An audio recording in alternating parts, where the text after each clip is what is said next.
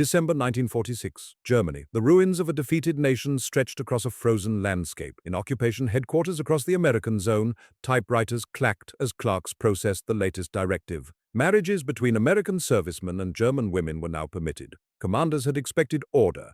They had anticipated discipline. But the report showed something else entirely. Over 1,000 applications in the first month alone.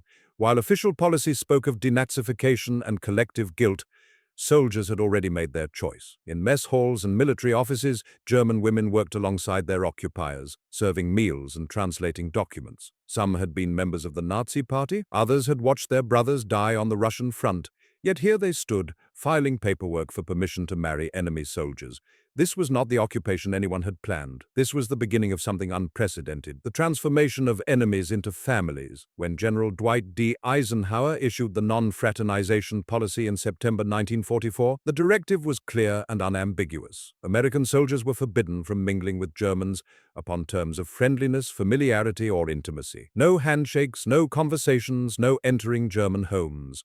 The policy manual warned that German civilians would attempt deliberate propaganda through ordinary interactions, and that women in particular posed a threat. The order cited Germany's behavior after World War I, when defeat had been temporary and resentment had festered. This time would be different. The Supreme Headquarters Allied Expeditionary Force distributed pocket guides to every soldier entering Germany. The text was blunt. Germans had tolerated and supported the Nazi regime. They bore collective responsibility for the war. As American troops advanced into German territory in the autumn of 1944, they carried these instructions with them, along with memories of fallen comrades and fresh images from the concentration camps they had begun to liberate. The war was not yet won, and Germany remained the enemy, but almost immediately the policy encountered reality. By September 1944, American soldiers had already entered German towns. In Aachen, in Rütgen, in villages whose names they couldn't pronounce, civilians emerged from cellars and destroyed buildings. Among them were women, grandmothers, mothers, and young women of marriageable age.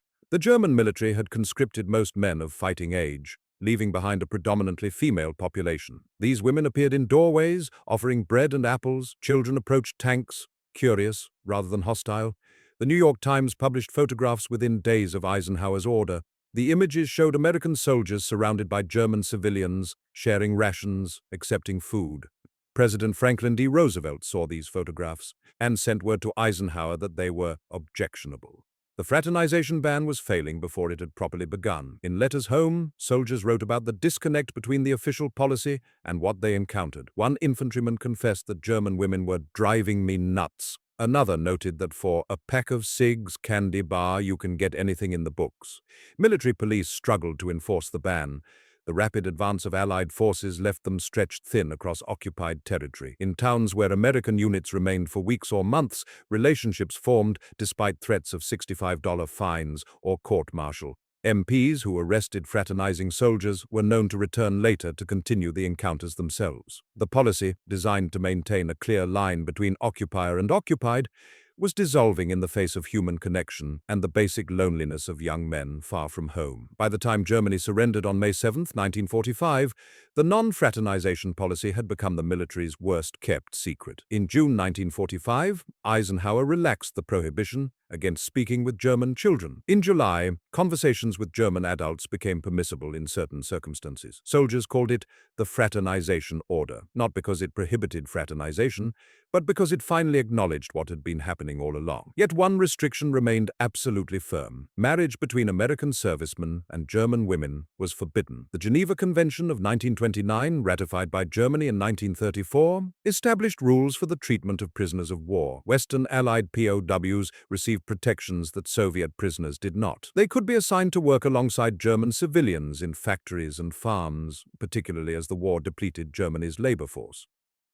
These work details brought French, Belgian, and British prisoners into daily contact with German women who staffed the same facilities. The convention had not anticipated intimacy. It had not anticipated love. Historian Raphael Scheck documented numerous cases of relationships between Western POWs and German women during the war.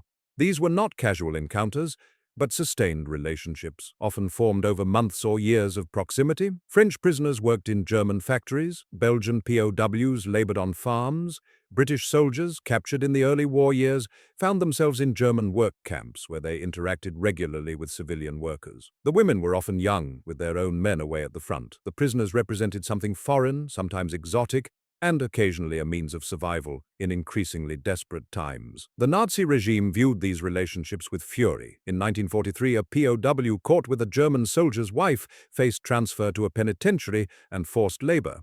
The women faced even harsher initial punishments, up to 6 years in prison with the loss of all civic rights. But as the war dragged on and Germany's situation deteriorated, enforcement became erratic. Farms needed workers, factories needed laborers. Removing both the woman and the POW disrupted critical wartime production. Some relationships continued in secret, others occurred with the tacit knowledge of guards who turned away rather than report what they knew. One documented case involved a French POW and a German woman on a rural estate. When an Allied bomb fell on the property and failed to explode, Russian POWs and the French prisoner worked together to dispose of it. These were not the neat categories of enemy and friend that policy demanded. They were people navigating survival, forming bonds that transcended the boundaries of war. The German woman's husband, a Nazi party member serving at the front, would have been outraged. The French prisoners' commanders would have been appalled. Yet the relationship existed nonetheless, a reality that policy had failed to prevent. On December 28, 1945,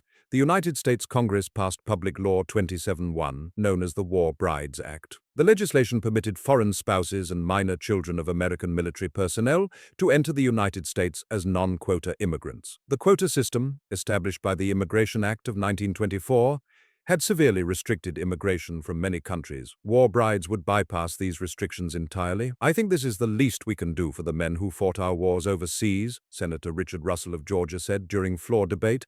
The law was gender-neutral in language, but specific in intent. Congress envisioned American servicemen bringing home foreign wives from the countries where they had served. By 1950, 114,691 women would enter the United States as war brides, along with 4,669 children and only 333 foreign husbands. The numbers reflected both the demographics of the military, overwhelmingly male, and the nature of wartime encounters in occupied territories. British women arrived first, and in the largest numbers. Over 70,000 British war brides came to America, many of them having married Canadian or American servicemen stationed in England during the war. Australian women followed, with estimates ranging between 12,000 and 15,000. Japanese war brides faced additional racial barriers, with only 758 arriving in the first 5 post-war years, despite the large American presence in occupied Japan. Filipino women, already U.S. nationals, immigrated more easily, but one major group remained conspicuously absent from these early arrivals: German women. The War Brides Act passed in December 1945, yet as 1946 began, the American military government in Germany maintained its absolute prohibition on marriages between American servicemen and German women. British forces enforced a similar ban in their occupation zone. The policy had a simple logic. Germany remained a defeated enemy nation. Its people bore collective guilt for Nazi atrocities. Allowing marriages would suggest forgiveness, would imply that Germans deserved equal treatment with the nationals of Allied countries. The military wasn't ready for that step. In fact, the prohibition extended beyond active duty soldiers. American civilians working with the occupation forces, from United Nations Relief and Rehabilitation Administration employees to civilian contractors, also fell under the marriage ban. The policy sought to maintain a clear demarcation between occupier and occupied, victor and vanquished. Marriage represented equality, partnership, family. These were privileges the military believed Germans had not earned. The War Brides Act existed, but for German women it remained a theoretical benefit they could not access. The military conducted secret inspections of soldiers' letters and diaries to gauge compliance with the fraternization ban. What they found disturbed commanders, but surprised no one who had served in Germany. Men wrote openly about their relationships with German women. One soldier noted a poster in the mess hall showing a woman with a gun standing over a dead GI, asking if fraternization was worth dying for. "Personally, I think yes," he wrote. Another described German women as very good-looking and very friendly, and noted what a pack of cigarettes could buy. A weapons sergeant in Munich called the Fräuleins also very, very willing. By May 1945, venereal disease rates among American troops had risen from 50 cases per 1,000 soldiers to over 250 cases per 1,000. The fraternization ban had likely discouraged men from seeking prophylactics or treatment. fearing they would admit to policy violations. Military doctors processed a steady stream of German women for mandatory VD examinations, viewing them as both victims and vectors of disease. The women received blame for soliciting, though the soldiers pursuing them rarely faced similar scrutiny. Official reports attempted to explain the situation. One document from October 1944 characterized German women as sex-mad, having lost all moral hold during the war years. They supposedly responded to the lure of a uniform and represented a security threat as potential underground Nazi agents. The report recommended bringing American women to Germany in large numbers, Red Cross volunteers, WACs, nurses, to provide appropriate companionship for soldiers and reduce the appeal of German women. This recommendation proved impractical. The number of American service women who could be deployed paled in comparison to the size of the occupying force. In practice, contact between soldiers and German civilians became unavoidable. The military government hired thousands of German women to work in American facilities. They served meals in officer clubs, cleaned buildings, provided translation services, and staffed administrative offices. These were not anonymous encounters at a distance. They were daily interactions, professional relationships that sometimes became personal. A German woman named Irmgard Stieger worked as a waitress at the Kronberg Hotel, converted to an officers' club. The American Mess Sergeant Gerald Johns supervised her work. Their first meeting was inauspicious. She accidentally spilled soup on an officer during inspection. 8 months later, he proposed marriage. Stories like theirs multiplied across occupied Germany. The landscape that emerged bore little resemblance to the expectations of 1944. The hypermasculine, militarized image of Germany that wartime propaganda had promoted encountered a different reality. A nation of women, children, and elderly men picking through rubble. The sex ratio in Germany had become severely unbalanced. Young German men had died on the Eastern Front, in POW camps, in the final defense of Berlin. Those who survived often remained prisoners or disabled veterans. German women of marriageable age found themselves in a country where potential German husbands were scarce. American soldiers represented not just occupation authority, but economic security, protection, and the possibility of escape from devastated Germany. Some women acted out of genuine affection. Others pursued practical objectives. Most experienced a complex mixture of both. The military's characterization of these women as cynical manipulators or underground Nazi agents failed to capture this nuance. They were individuals navigating impossible circumstances, making choices in a world where all options carried costs. By mid-1946, hundreds of American soldiers had fallen in love with German women and wanted to marry them. The ban meant they faced an agonizing choice: obey orders and abandon their relationships, or pursue marriage through unofficial means and risk court-martial. Many chose a third option. They wrote letters to their commanding officers, letters to their congressmen, letters to the military government, letters that challenged not just policy, but the fundamental assumptions underlying it. Dean Russell Holt wrote to General Joseph McNarney, who had replaced Eisenhower as commander of the American occupation zone. I note with misgiving your reiteration of a policy of not permitting a soldier to marry a German woman. The reason given by you, according to press reports, was that a soldier needed to be protected against the wiles of unscrupulous Fräulein who had ulterior purposes to gain in seeking marriage with American soldiers. By what logic do you reason that German women resort to more guile and deceit than women of other nationalities? And what an insult to our American soldiers who are represented as incapable of resistance and need paternal shepherding to prevent their falling into a trap.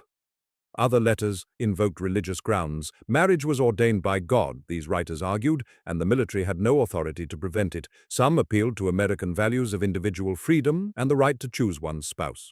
One veteran suggested that the Soviet Union was using the marriage ban as propaganda, telling Germans that American democracy was hypocritical and that American soldiers viewed them as subhuman. The letters represented a groundswell of dissent, not from career officers or policymakers, but from the enlisted men who actually served in occupied Germany and encountered real German women rather than propaganda images. The women themselves occasionally entered the written record. Dorit Spiegelberg wrote to New York Congressman Edwin Arthur Hall, explaining that she was pregnant with the child of Corporal Alfred S. Wheaton and wanted to marry him. As we attended at Bremen, the Catholic Church regularly, we promised the Lord always to be true and honest and prayed very much that He may help us to get married as soon as possible in order to give our little baby we expect the honest name of Wheaton. The congressman forwarded her letter to McNarney, emphasizing the urgency of preserving family honor. Charlotte Duepper wrote directly to the military government, claiming she had been a political prisoner under the Nazis and had even given a speech against the war in 1943.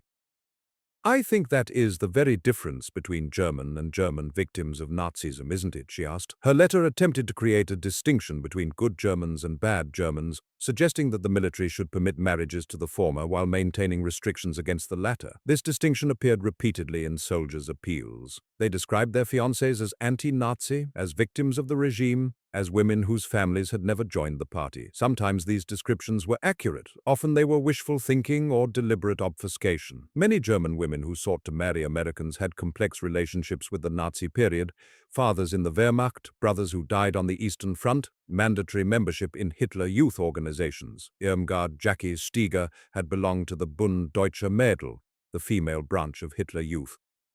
Her brother fought in the Afrika Korps and spent 3 years as a prisoner of war performing manual labor in the United States. He was furious about her engagement to an American. Her family had supported the Nazis, though her father had avoided formal party membership because he did not want to pay the dues. The letters kept coming. By late 1946, the military government could no longer ignore them. McNaney's office received protests from soldiers, from German women, from American congressmen, from clergy, even from German civilians who believed the marriage ban was unjust and harmful to post-war reconstruction efforts. The policy was creating martyrs and generating sympathy for ordinary Germans at a time when the military still sought to emphasize collective guilt. Some couples refused to wait for official approval. In July 1946, the Stars and Stripes reported that 2 former American GIs, now employed by UNRWA, had married German women in local civil ceremonies. Hermann Kaplan wed Isa Bayermann of Bad Saxe on March 29. James Powell married Irene Ergenzinger of Nuremberg on March 30. Both men had been discharged from active military service and believed they no longer fell under the marriage ban. The military government disagreed. The adjutant general wrote to UNRWA demanding that both men be removed from Germany. The military clarified that the marriage ban applied to all American zone workers, regardless of whether they served in military or civilian capacities. Any American associated with the occupation fell under its scope. The 2 marriages would not be recognized for immigration purposes. The women would not receive the benefits accorded to war brides. Other couples attempted to circumvent the ban through church ceremonies. In February 1946, Newsweek reported on an American GI and German woman who exchanged vows at a local church without military approval. They only sought official recognition afterward, when the soldier's deployment was ending and he wanted to bring his wife to America. The military refused. Church marriages without proper authorization held no legal standing. The couple faced a stark choice. The soldier could return home alone, or he could risk his military career by remaining in Germany. The case of Jewish Germans presented a particular dilemma. One German woman who applied for marriage permission turned out to be Jewish and had been sent to a concentration camp by the Nazis. Surely, the applicant argued, she should be treated differently than ordinary Germans. The military government maintained its position. No distinction is made between different classifications of Germans, and it is not the intention of this headquarters to make any such distinctions. Even German Jews could not marry Americans. The policy recognized only nationality, not individual circumstances or persecution status. These cases revealed the limits of the marriage ban's enforcement. Couples could marry locally through civil or religious ceremonies. German law permitted such marriages. The challenge came when couples sought official recognition, immigration benefits, or the ability to live together in American military housing. Without military approval, the marriage existed in a legal gray zone, valid in Germany, meaningless for American purposes. Wives could not accompany their husbands to the United States. They could not receive dependent benefits or medical care at American facilities. The marriage ban didn't prevent all unions, but it made them practically unworkable. In occupied Germany, bureaucracy could be weaponized. Even after the marriage ban was lifted in December 1946, the military government imposed substantial procedural requirements. An American serviceman seeking to marry a German woman first needed permission from his commanding officer. He then faced a 3-month waiting period. During this time, military authorities conducted a thorough investigation of the prospective bride. The investigation examined her background in detail. Had she been a member of the Nazi Party? Had any family members held positions in the party or SS? Had she worked in any capacity that supported the Nazi war effort? Investigators interviewed neighbors, former employers, and anyone who might provide information about her wartime activities. The process resembled denazification screening and indeed used some of the same questionnaires and personnel. Financial requirements added another hurdle. The soldier had to demonstrate that he could support a wife, either through his military pay or through prospects for civilian employment. He needed to prove he had a place for them to live once they returned to the United States. Character references from commanding officers were required. The application packet, when complete, could run to dozens of pages. Many applications were rejected. A woman's membership in Nazi organizations, even the mandatory ones, could disqualify her. So could having close relatives who had been prominent Nazis. The subjective judgment of investigating officers played a significant role. Some took a harsh view, assuming most German women harbored Nazi sympathies regardless of their stated positions. Others looked for reasons to approve applications, understanding that the relationships were real and that the women faced difficult circumstances. The bureaucratic obstacles served multiple purposes. They demonstrated that the military took the marriage question seriously and had not completely abandoned concerns about Nazi sympathizers entering the United States. They gave commanders a mechanism to discourage marriages without flatly prohibiting them, and they bought time for passions to cool, time for soldiers to reconsider, time for relationships to end naturally for couples who persisted through the process. Approval meant access to the War Brides Act. The German woman could apply for a visa as a non-quota immigrant. She would undergo medical examination, additional background checks, and interviews at the American consulate. If all went well, she would receive authorization to travel to the United States. The entire process, from initial application to arrival in America, typically took between 6 months and a year. The first substantial group of German war brides departed Bremerhaven in February 1947 aboard the USAT General W.G. Hahn. The troop transport carried 311 German women and their children across the Atlantic. Most were young, in their 20s or early 30s. Many spoke little or no English. Nearly all were nervous about what awaited them in America. The journey took 8 days. The women shared cramped quarters below deck, caring for children in an environment designed for troops rather than families. Seasickness plagued many passengers. The Atlantic in winter offered rough seas and cold winds.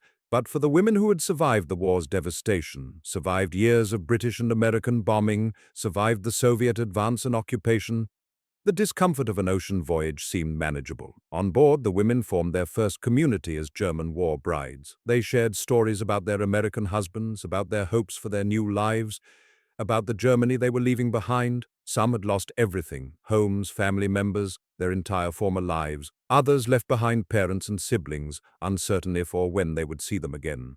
The decision to marry an American and leave Germany was irreversible in practical terms. Return visits, if possible at all, would be rare and expensive. The ship docked in New York Harbor on February 11, 1947. Press photographers crowded the pier, eager to capture images of former enemy nationals arriving as American wives. The women descended the gangway carrying children and suitcases, searching the crowd for husbands they might not have seen in months. Some men had returned to America before their wives received visa approval. Others had remained in Germany until the last moment, traveling home with their families. The scene played out hundreds of times over the next 3 years. More transport ships arrived, each carrying German war brides. The numbers grew. In March 1947, 24 German-American marriages were registered. By April, the figure had risen to 168. Applications flooded military offices in Germany. By 1950, more than 14,000 German women had immigrated to the United States under the War Brides Act, making them the second largest national group of war brides after British women. When Irmgard Jackie Johns arrived in Wrightsville, Pennsylvania in 1947, she entered a small town where many residents still spoke German. The older generation had immigrated from Germany decades earlier, and some maintained connections to the old country. They understood what Jackie had left behind. They made her welcome. Not all German war brides found such ready acceptance. Elfriede Jonsson arrived in a small Montana town where she was probably the first war bride they'd ever had. The locals stared. Some were curious, others suspicious. Her husband's family accepted her, but neighbors kept their distance initially. She lived in a trailer with no running water or sewer, a far cry from the urban comforts of her German upbringing.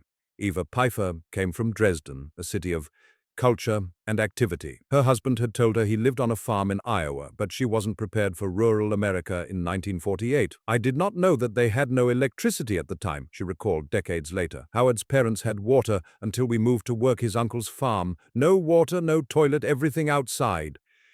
The shock of moving from city to farm, from Germany to rural America, from a defeated nation to a victorious one, from independence to dependence. All of these transitions occurred simultaneously. Language posed a constant challenge. Some women learned English from their husbands during their engagement. Others arrived knowing only hello and thank you. They struggled to communicate with neighbors, shop owners, and eventually their own children. Many attended English classes at local churches or community centers. Some picked up the language quickly through immersion. Others spoke German at home for years, maintaining an accent that marked them as foreign. American families varied in their reception. Some eagerly welcomed German daughters-in-law, viewing them as daughters the war had brought home. Others harbored resentments about the war, about relatives lost or wounded, about the nation that had been their enemy. Gertrude's brother-in-law told her husband, "I had to kill them, and now you're going to marry one." Jackie Johns faced a family friend who initially refused to accept her because both of the friend's sons had been severely wounded by Germans during the war.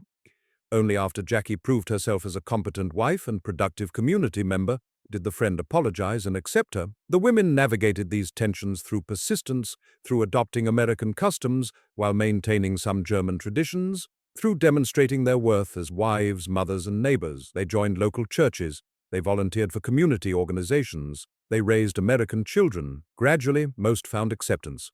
They became individuals rather than representatives of a former enemy nation. Work became a means of integration for many German war brides. Jackie Johns found employment at a local wholesaler of cast iron products, where she worked as a hand decorator for 46 years. Her work ethic and skill earned her a reputation in the community. When she retired, the local newspaper ran a 2-page spread celebrating her contributions. She had become not a German war bride, but a valued member of Wrightsville. Some women found their professional skills useful in America. Women who had worked as translators or secretaries in Germany sometimes found similar work in their new communities. Others retrained for American careers, becoming nurses, teachers, or office workers. Many, especially those who settled in rural areas or started families immediately, became full-time housewives and mothers, following the domestic ideal that dominated American culture in the late 1940s and 1950s. Economic contributions mattered. During the post-war period, America experienced prosperity while Germany faced reconstruction and poverty. German war brides often sent packages home to their families: food, clothing, medicine, household goods. These care packages represented a tangible link between former enemies, a private Marshall Plan of sorts. Some women faced criticism from Americans who thought they were helping the enemy.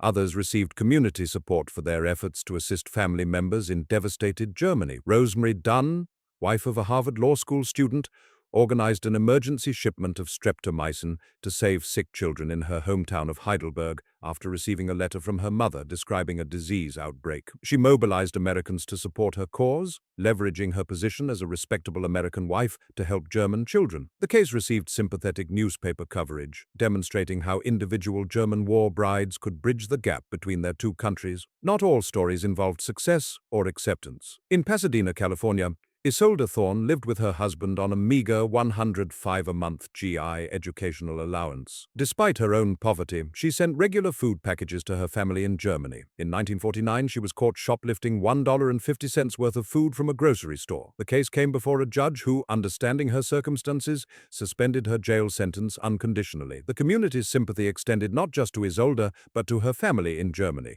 recognizing that the war's consequences continued years after the fighting ended. The darker stories rarely made headlines until tragedy struck. In July 1949, Eva Renkes, a 24-year-old German war bride, leaped to her death in downtown Pittsburgh. She had separated from her husband and, according to friends, was despondent over the failure of her marriage. She had threatened suicide before. The brief newspaper account noted the facts, but could not capture the desperation that drove a young woman to such an extreme. The same year, in Kankakee, Illinois, Viola Smith filed charges against her husband Donald Smith, an Army private who had married her in Berlin but lost interest within a month of their arrival in America. He asked authorities how he could have her deported because he was tired of her. He deprived her of food and drove her out of the house. The court jailed him for neglect. In Hyattsville, Maryland, Margaret Gibbs reported domestic violence to local police. Her husband, Clyde E. Gibbs, had kicked and beaten her repeatedly and threatened her life. He received a 1-year sentence in the Maryland House of Correction. In 1950, in Pittsburgh again, Alexander Hyzak shot his German wife Maria in the face during an argument, then killed himself while their 13-month-old son slept in the crib.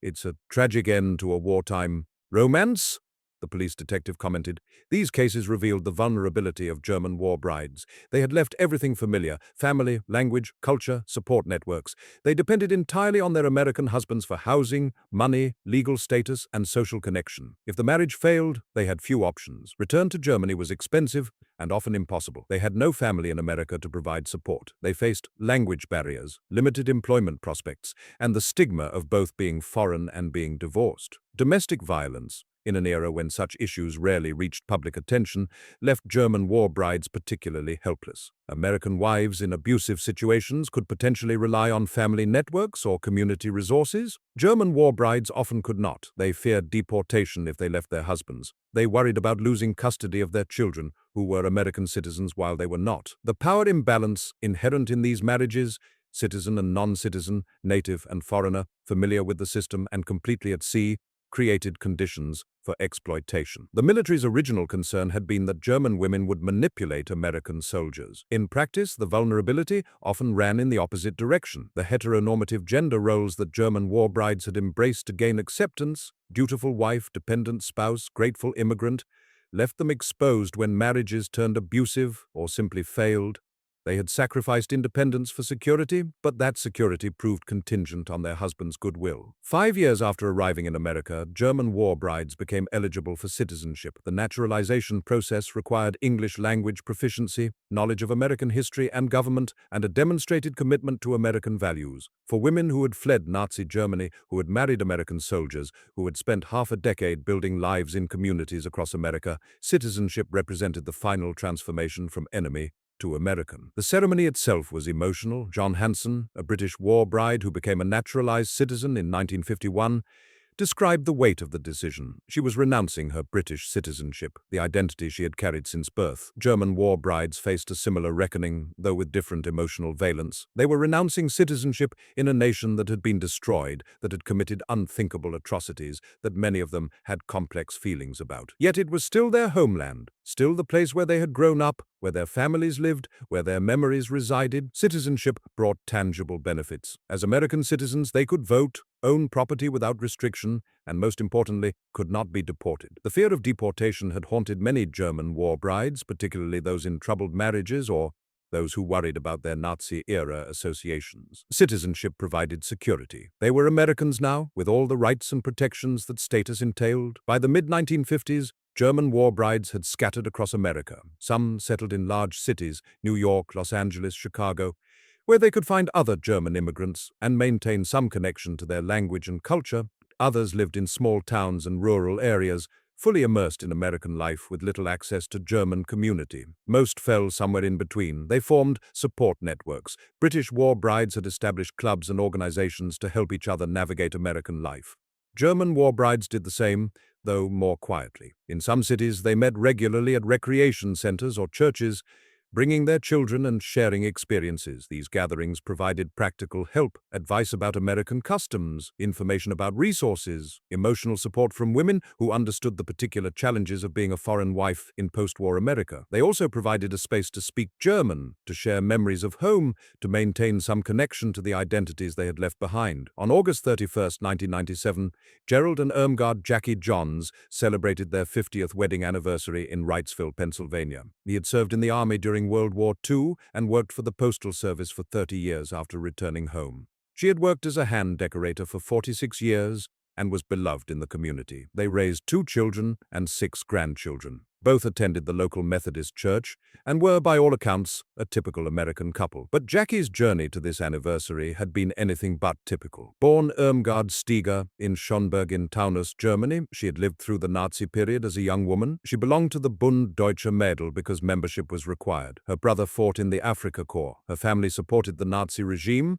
though her father had avoided formal party membership. When Germany was defeated, she became a waitress at the Kronberg Hotel, converted to an American officers' club.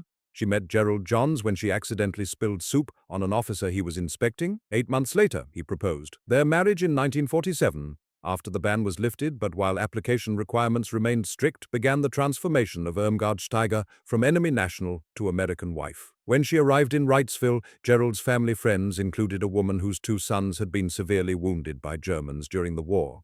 The friend refused to accept Jackie initially, convinced the marriage wouldn't last, but Jackie persisted. She worked hard, learned English, raised American children, contributed to her community. Eventually, the family friend apologized and accepted her. Jackie's story was replicated thousands of times across America with variations. Some German war brides faced more hostility, others less. Some had easier transitions, others struggled for years. Some marriages thrived, others ended in tragedy, but collectively they represented a transformation in American attitudes toward Germans and toward the legacy of World War II. By 1950, over 14,000 German women had immigrated to America as war brides. They brought with them the complexity of individual experience. Some had Nazi connections, others had been victims of the regime, most fell somewhere in between. They challenged the notion of collective guilt by being individuals, by forming families with Americans, by becoming neighbors and co-workers, and eventually fellow citizens. The rapprochement between America and Germany that developed in the late 1940s and solidified in the 1950s was driven by many factors: the Cold War, the Marshall Plan, shared democratic values, economic interests, but it was also built on thousands of personal connections between American servicemen and German women, connections that created families that transcended the boundary between former enemies. German war brides were both symbols and agents of this transformation. They had embraced the most heteronormative of gender roles, dependent wife, grateful immigrant, to gain acceptance, but in doing so they had created human bridges between nations. Their children grew up as Americans, often with little connection to Germany beyond family stories and perhaps a grandmother's accent. Their grandchildren, like Jackie Johns's 6 grandchildren, had only the most distant relationship to the war and its aftermath. The transformation from enemy to family, from German to American, from stranger to neighbor, completed itself across generations. On that August day in 1997, when Gerald and Jackie Johns celebrated their golden anniversary, surrounded by family and friends in a small Pennsylvania town, they represented something larger than their individual lives. They represented the possibility of reconciliation, the power of personal connection to overcome even the deepest historical wounds, and the transformation of former enemies into family.